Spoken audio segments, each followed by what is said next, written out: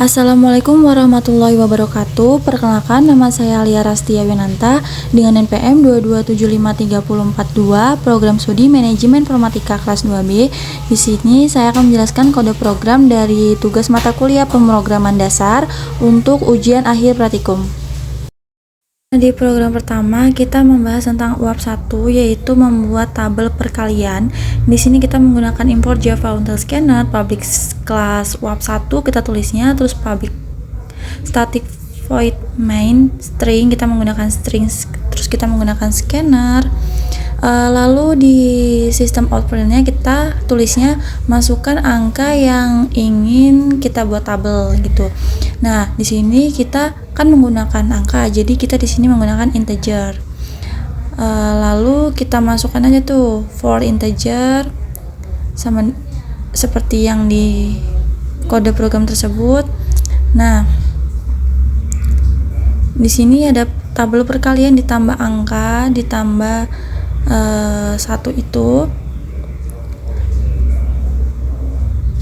Inilah gambaran kode program dari UAP 1 untuk membuat tabel perkalian. Kita akan langsung lihat ke runningnya. Nah, ini bentuk runningnya dari UAP 1 itu yang tabel perkalian. Di sini misalkan kita masukkan angka yang ingin dibuat tabel. Misalkan kita masukkan angka 5, tabel perkalian 5-nya jadi bentuknya seperti itu. 1 kali 5 sama dengan 5, 2 kali 5 sama dengan 10, dan seterusnya ke bawah. Dia akan membuat tabel ke bawah seperti gambar tersebut. Lalu di UAP 2 ini kita akan menganukan batas-batas ya. Jadi ada batas bawah dan ada batas atas. Di sini seperti biasa kita masukkan import Java Until Scanner, public class, public static. Di sini kita menggunakan integer. Lalu kita menggunakan if dan else. Untuk if-nya itu kita batas bawah lebih kecil dari batas atas, sedangkan else-nya itu bilangan ganjil. Seperti ini kode program dari UAP 2, dan kita akan melihat hasil runningnya seperti apa. Tuh, kita akan masukkan batas bawahnya, terus kita masukkan batas atasnya. Nanti di if-nya itu kita keterangannya batas bawah lebih kecil dari batas atas, dan ini hasil runningnya. Nah, ini bentukannya. Misalkan kita masukkan batas bawahnya berapa nih, 3, terus masukkan batas atasnya 20, jadi bilangan ganjilnya berapa? Jadi hitungan dari 20 itu 19, 17, 15, 13, 11, 9, 7, 5, 3. Jadi yang diambil adalah bilangan ganjilnya, karena tadi di else nya itu kita menggunakan bilangan ganjil. Lalu yang ketiga, UAP 3 ini membahas tentang nilai yang ingin kita cari itu ya. Jadi seperti biasa awalnya kita menggunakan import Java Until Scanner, public class, langsung public static. Nah, di bawah public static itu kita masukkan integernya. Kita menggunakan array. Jadi array itu bilangan yang tetap, nggak bisa berkurang dan nggak bisa bertambah. Jadi array itu tetap. Di sini kita masukkan array-nya 25, 14, 16, 15, 36, 56, 77, 18, 29, 49 ya. Nah, kita masukkan angka tersebut, lalu kita menggunakan scanner.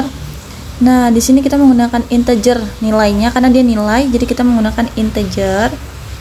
Di sini kita masukkan nilai yang Anda cari. Misalkan kalian ingin masukin nilai berapa yang ingin kalian cari. Lalu di sini menggunakan index, integer index min 1 tuh. Nilai min 1 untuk menandakan bahwa nilai tidak ditemukan. Lalu kita di sini menggunakan for, if, ada breaknya juga. Berarti dia hitungan untuk keluar dari loop jika nilai telah ditemukan. Nah, terus di if indexnya itu yang bawahnya itu nilai plus nilai sama dengan ditemukan pada indeks keberapa, misalkan kayak gitu. Lalu else-nya itu nilai plus nilai plus tidak ditemukan. Jadi ada dua kemungkinan, kita kan ingin mencari nilai ya. Jadi kalau dia pakai yang -1 tadi itu tuh nilai tidak ditemukan, tetapi jika dia menggunakan itu berarti nilainya ditemukan. Menggunakan apa tadi? Indeks. Misalkan kita mau memasukkan angka yang sudah tertera di array itu berarti ditemukan. Cuman kalau kita nulis angkanya tidak sesuai yang kita tulis di array sebelumnya itu, ya kita tidak bisa menemukan angka tersebut. Jadi misalkan kita masukkan 15, ya ada gitu. Karena kan sebelumnya di array itu kita menuliskan angka 15, jadi ditemukan nilainya. Cuman kalau misalkan kita nulisnya 2, -1, -2, -3 gitu-gitu, itu kan kita tidak menuliskan di array sebelumnya itu. Jadi nanti akan hasilnya itu nilai tidak ditemukan seperti itu. Nah, ini dia untuk hasil runningnya tuh kan.